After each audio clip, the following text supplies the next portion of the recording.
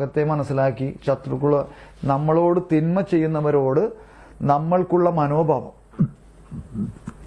എന്താണെന്നുള്ളതിനെ കുറിച്ച് നമ്മൾ അല്ലെ സാവോള് ദാവീദ് എന്നുള്ള ആ അവരുടെ ജീവിതത്തിലൂടെ മനസ്സിലാക്കി, വിശുദ്ധ ഗ്രന്ഥത്തിലൂടെ വചനങ്ങളിലൂടെ മനസ്സിലാക്കി,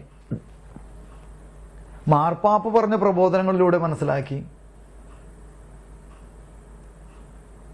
ഇനി എൻ്റെ ചോദ്യം ഞാൻ ചോദിക്കട്ടെ, അല്ലെങ്കിൽ കർത്താവ് തന്നെ ഒരു ചോദ്യം ചോദിക്കുകയാണെന്ന് നിങ്ങൾ വിചാരിച്ചു.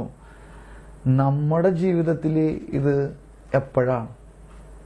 നമ്മുടെ ജീവിതത്തിൽ ഇത് എപ്പോഴാണ്? എപ്പോഴെങ്കിലും ഉണ്ടായിട്ടുണ്ടോ? മനസ്സിലായോ? ഇപ്പം ഞാനൊരു കാര്യം കൂടി പറഞ്ഞിട്ട് ഞാൻ നിർത്താം. ഒരു ദിവസം എന്നെ ഒരാൾ ഫോൺ ചെയ്ത് സംസാരിക്കാം. അപ്പം അങ്ങനെ സംസാരിച്ച് വന്നപ്പോഴത്തേക്കും ആളുടെ കുഞ്ഞ് നാളുകളുള്ള അല്ലെ കുട്ടിക്കാരനാണ് പറയണ ആൾ. അപ്പം അവൻ്റെ 5 വയസ്സ് മുതലുള്ള കാര്യങ്ങളാണ് പറയണത്. ആ 5 വയസ്സ് മുതൽ അവൻ്റെ അപ്പനിൽ നിന്ന് പീഡിപ്പിക്കുക എന്ന് വെച്ചാൽ ശാരീരികമായിട്ട് അമ്മനെ തല്ലുമ്പോൾ ഒരു വിറക് കൊള്ളി അല്ലെ വിറക് എടുത്തിട്ട് തലക്കിട്ട് ഇവൻ്റെ 5 വയസ്സുള്ള കൊച്ചിൻ്റെ തലക്കടിച്ചിട്ട് അന്ന് മുഴുവൻ ആ ചോരയൊലിച്ച് അവിടെ ആ വീട്ടിലിരിക്കേണ്ടി വന്നു. ആരും ഹോസ്പിറ്റലിൽ കൊണ്ടുപോയില്ല. നാട്ടിൽ നിന്ന് ഒരാളും അയൽവക്കത്തുനിന്ന് ഒരാൾ വന്നില്ല. വീട്ടിലാരും പിടിച്ചു മാറ്റാനില്ല. സ്വന്തം അപ്പനാൽ വിറക് കൊണ്ട് അടി കൊണ്ടിട്ട് ഒരു 5 വയസ്സുകാരൻ കിടന്ന് കരയാണ്. അങ്ങനെ ആ അമ്മ എന്ത് ചെയ്തെന്ന് വെച്ചാൽ ചായപ്പൊടി എടുത്തിട്ട് ആ മുറിവിൽ വെച്ച് സ്റ്റിച്ച് പോലും ഇടാൻ പോയില്ല. മനസ്സിലാവുന്നുണ്ടോ? അങ്ങനെ ആ 5 വയസ്സുകാരൻ എടുത്തൊരു തീരുമാനം എന്താണെന്ന് അറിയോ നിങ്ങൾക്ക്? 5 വയസ്സുകാരൻ ഒരു തീരുമാനം എടുത്തത്, ഒരിക്കലും ഞാൻ ഇനി ആരുടെയും മുമ്പിൽ തോക്കില്ല എന്ന്.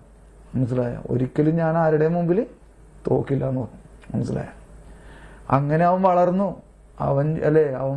അവൻ തിരുവലുതായി കഴിഞ്ഞപ്പോൾ അവൻ ചില അമ്മനൊക്കെ തല്ലണ കണ്ടപ്പോൾ അപ്പനോട് അവൻ തിരിച്ച് പ്രതികരിച്ചു. മനസ്സിലായോ? അങ്ങനെ അവൻ അപ്പനോടും പ്രതികരിച്ചു തുടങ്ങി. അങ്ങനെ അവൻ നാട്ടിൽ അവൻ ശരിക്കും ഒരു പ്രതികാര മനോഭാവമുള്ള ഒരാളായിട്ട് മാറി. മനസ്സിലാവുണ്ടോ? എന്തിനും പ്രതികരിക്കും. മനസ്സിലാവുണ്ടോ? അപ്പൊ അങ്ങനെ ഈ കഥ ഇങ്ങനെ പറഞ്ഞ് വന്നപ്പോ ഞാൻ പറഞ്ഞു, നിക്കി എനിക്കൊരു കാര്യം പറയാനുണ്ടെന്ന് പറഞ്ഞു. എനിക്കൊരു കാര്യം പറയാനുണ്ട്. അങ്ങനെ എന്നിട്ട് അത് കഴിഞ്ഞിട്ട് ഞാൻ പറയാമെന്ന് പറഞ്ഞു.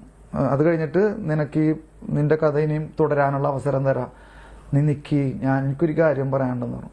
അങ്ങനെ ഞാൻ എൻ്റെ അപ്പൻ്റെ കഥ, അതായത് എൻ്റെ അപ്പനെ എനിക്ക് കണ്ണെടുത്താൽ കണ്ടുകൂടായിരുന്നു. മനസ്സിലായോ?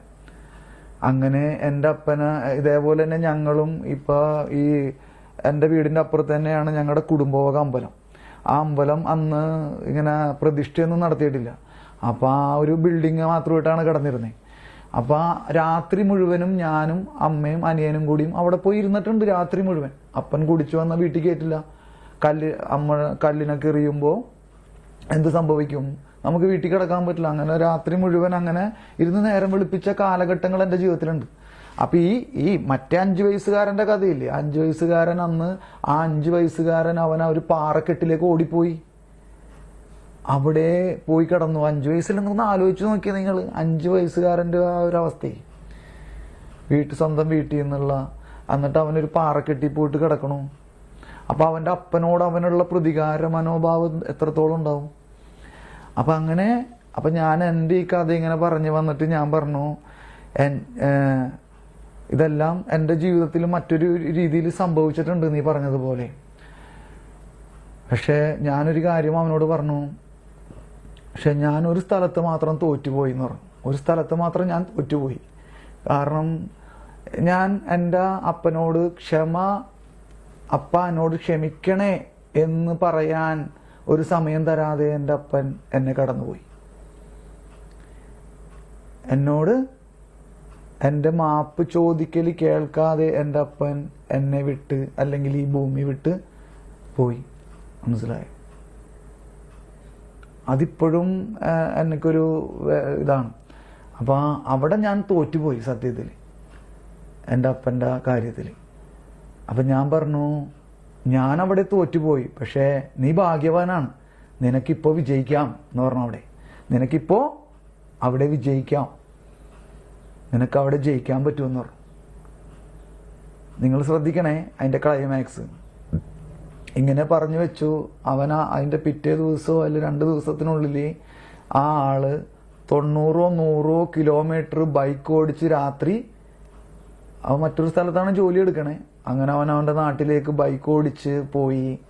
100ഓളം കിലോമീറ്റർ രാത്രി ബൈക്ക് ഓടിച്ച് പോയിട്ട് വീട്ടിൽ ചെന്ന് അപ്പൻ്റെ മുറിയിൽ ചെന്ന് അപ്പൻ്റെ കാല് പിടിച്ച് കരഞ്ഞു, എന്നോട് ക്ഷമിക്കണമെന്ന് ആ മകൻ, ഈ 5 വയസ്സുകാരനായ മകൻ അങ്ങനെ അവിടെ അങ്ങനെ പറയുണ്ടായി. അപ്പോൾ എൻ്റെ ഈ കഥ ഞാൻ അവനോട് പറഞ്ഞപ്പോഴാണ് ഞാൻ പറഞ്ഞു, നഷ്ടപ്പെടുന്നത്